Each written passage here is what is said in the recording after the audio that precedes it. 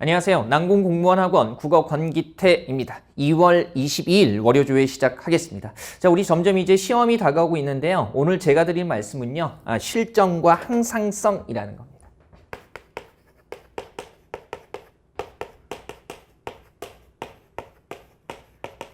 자, 실전이 다가올수록 공부하는 환경이나 공부하는 시간 모든 면에서 항상 일정하게 항상성을 유지해야 된다는 말씀 드리고 싶은데요. 우리 보통 시험 임박할수록 긴장감이나 스트레스를 많이 받기 때문에 환경을 막 바꾸려고 애를 쓰게 되죠. 이를테면 저도 이제 현장에 있다 보면 많은 수험생분들이 오셔서 상담을 하는데 선생님 저 오늘 일찍 가요 막 이렇게 말씀들을 하세요. 그래서 왜요? 그러면 요즘에 시험 다가와서 스트레스 받고 되게 긴장되는데 같이 공부하는 그 환경 속에 있는 사람들 하나하나의 행동이다 신경이 거슬린다는 거죠. 이를테면 막 이렇게 책장 넘기는 소리. 물론 같이 공부하는 환경에서 최대한 조용히 넘기기는 해요. 근데 예민해져 있다 보니까 거슬리는 거죠. 책장 넘기는 소리부터 해서 심지어는 그 사람 숨소리까지. 우리 왜 그 인터넷에 떠도는 좀 속된 용어로 짤 같은 거 보면 독서실에 이렇게 캔커피하고 쪽지 붙여서 놔두는 짤 많이 그러잖아요. 그래서 이제 그거 한번 보게 되면 이런 거 붙어 있죠. 캔커피 하나 놓여 있고 숨 좀 살살 쉬어주세요. 거슬려서 공부를 못 하겠어요. 그게 실제인지 아니면 재미있어만 만든 건지 모르겠는데 예민해지다 보니까 사소한 행동 하나하나까지 다 마음에 거슬리게 되는 거죠. 근데 우리 왜 그렇다는 이유로 환경을 바꾼다거나 환경을 바꾼다거나 그 다음에 주변 소음을 차단하겠다고요. 음악을 듣는 거 이거 절대 금물입니다. 왜 그러냐면요. 시험 다가올수록 최대한 시험 현장과 유사한 환경을 유지하는 게 굉장히 중요하기 때문에 그래요. 이런 것들을 이론적으로 설명해 주는 게 상태 의존 학습이나 상태 의존 기억이라는 것이 있어요. 국어 선생이지만 영어 한번 써볼게요. 읽지는 않겠습니다. 자신이 없어요. 그래서 상태 의존 학습. 제가 이만큼을 쓸 수 있다는 게 정말 놀랐습니다. 그래서 러닝이라고 하거나 아니면 이렇게 얘기를 하는데요. 이 이론은 뭘 설명해 주는 거냐면 공부할 때 환경을 일정하게 유지하는 것이 그리고 실전과 비슷하게 유지하는 것이 얼마나 중요한가를 설명해 주는 이론이 바로 이런 이론들이 되는 겁니다.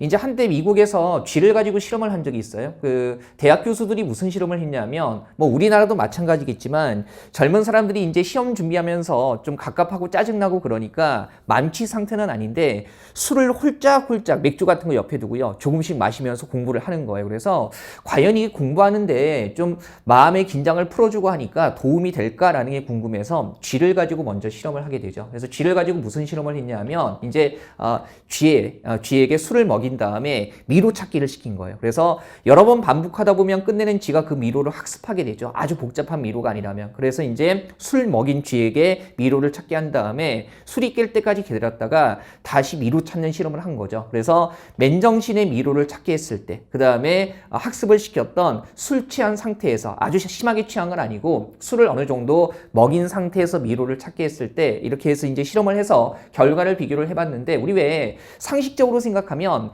맨정신에 미로 찾게 했을 때가 훨씬 더 잘 찾아갈 것 같잖아요. 근데 술을 먹은 상태에서 미로 찾는 학습을 했던 쥐는요. 맨정신보다는요. 미로 찾는 학습을 했던 술 먹은 상태에서 미로를 훨씬 더 잘 찾았다는 기록이 있어요. 그런 결과 나와 있고요. 물론 비슷한 실험은요. 그 이후에 사람들에게도 많이 행하게 됩니다. 근데 사람들 역시 비슷한 결과가 나오게 되는 거죠. 또 하나 어떤 실험이 있었냐면 벌써 꽤 됐어요. 1975년에 이제 심리학자 고든하고 베들리라는 사람이 역시 이것과 관련된 실험을 하게 되는데 그 사람들이 했던 실험은 잠수부들에게 단어를 외우게 하는 거예요. 그래서 잠수부들을 모집해가지고요. 물속에서 단어를 외우게 한 다음에 일정 정도의 단어를 외우게 한 다음에 물 밖에서 단어 시험을 보고요. 그 다음에 물속에서 단어 시험을 보게 한 거예요. 근데 묘하게도요. 물속에서 외웠던 단어들은 물속에서 훨씬 더 생각이 잘 났다는 거죠. 그럼 말 그대로 이런 거예요. 우리가 실제 시험을 보는 환경과 가장 유사한 환경 속에서 남은 날들을 공부해야 훨씬 더 유리하다는 거죠. 우리 왜 실제 시험장에 가보면요. 보통 이제 16명 정도에서 20명 정도가 한 교실에 들어가요. 뭐 교실 크기에 따라서 조금 다르기는 하겠고 요즘엔 또 코로나 때문에 방역에 조심해야 되니까 제가 작년에 시험 봤을 때도요. 16명 정도가 한 교실에 들어갔거든요. 그래서 4명씩 4줄 정도로 배치해서 시험을 보는데 이런 거죠. 여러 사람이 한 번에 최대한 조용히 시험 보는 거잖아요. 100분 동안 한 번에 그죠. 중간에 쉬는 시간 없이. 그래서 그렇게 조용히 집중해서 서로 조심하면서 시험을 봄에도 불구하고요.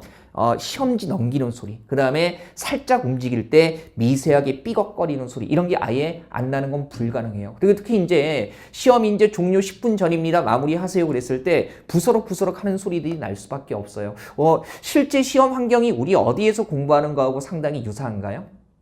맞아요. 바자관에서 공부하는 것하고 상당히 유사하죠. 다들 공부하는 중이기 때문에 최대한 조심조심 한다고는 하지만 미세하게 종이 넘어가는 소리라든가 그 다음에 사람의 숨소리라든가 그리고 살짝 몸을 움직일 때 삐걱삐걱 하는 소리가 날 수밖에 없는데 그것 때문에 스트레스 받는다고 해가지고요. 갑자기 공부하는 환경을 바꿔서 그래 나는 좀 편하게 공부하고 싶어. 카페 가서 공부할 거야. 그죠? 마음이 편안하니까 스트레스 덜 받으니까 공부가 잘 되는 듯한 느낌은 들죠. 그 다음에 음악 들으면서 공부할 거야. 물론 음악에 따라서 마음이 안정되기도 하기 때문에 순간적인 암기 효과 같은 게 올라갈 수 있기는 해요. 근데 그렇게 바꾸는 거 절대 금물입니다. 그죠?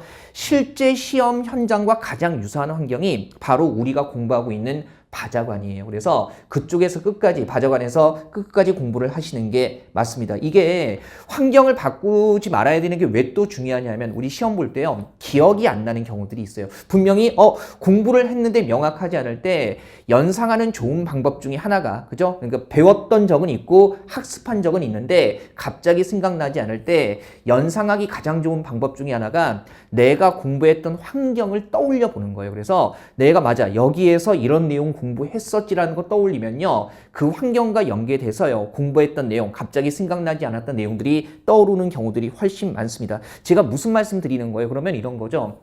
나는 공부가 어쨌든 확실하게 다른 데서 잘 돼 하고 장소를 자주 바꾸게 되면 무슨 문제가 생기겠어요? 자, 시험 현장에서 갑자기 공부는 했는데 생각나지 않는 내용들이 있을 때 환경이 자주 바뀌었기 때문에 환경을 통해서 내가 공부했던 내용들을 연상하는 것 자체가 불가능해집니다. 그럴 수밖에 없겠죠. 그래서 시험 전까지는요.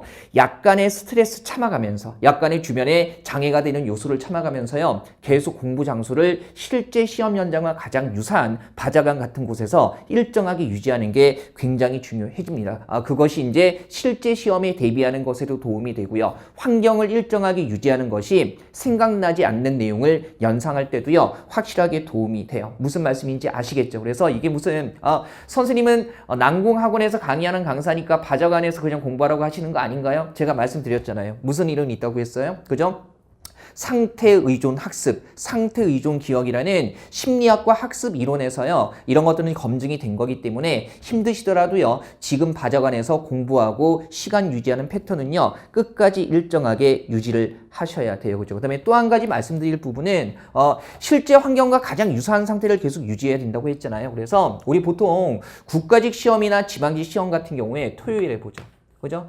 8시 40분까지 입실하라고 얘기를 하지만 9시까지 입실하는 건 받아줍니다. 그 다음에 9시 좀 넘어가게 되면은 여러 가지 유의사항이나 안내사항 방송을 통해서 전달을 하게 되고요. 뭡니까? 시험은 딱 오전 10시부터 언제까지?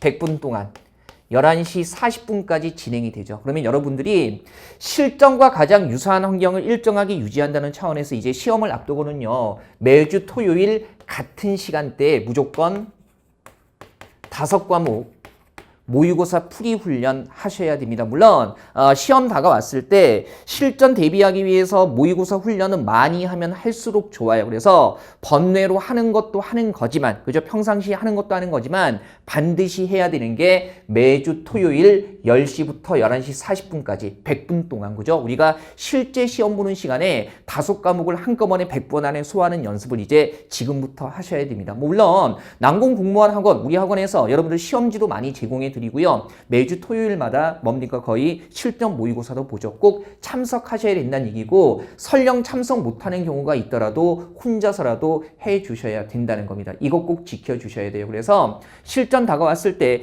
실전과 가장 유사한 환경에서 내가 100분 동안 100문제를 풀어왔던 그런 몸에 체득된 훈련이라는 것이 몸에 체화된 훈련이라는 것이 여러분을 공부했던 것을 극대화하는데 상당히 도움이 될 수밖에 없어요. 그죠? 자, 이제 마무리하겠습니다. 딱 두 가지만 말씀드렸죠.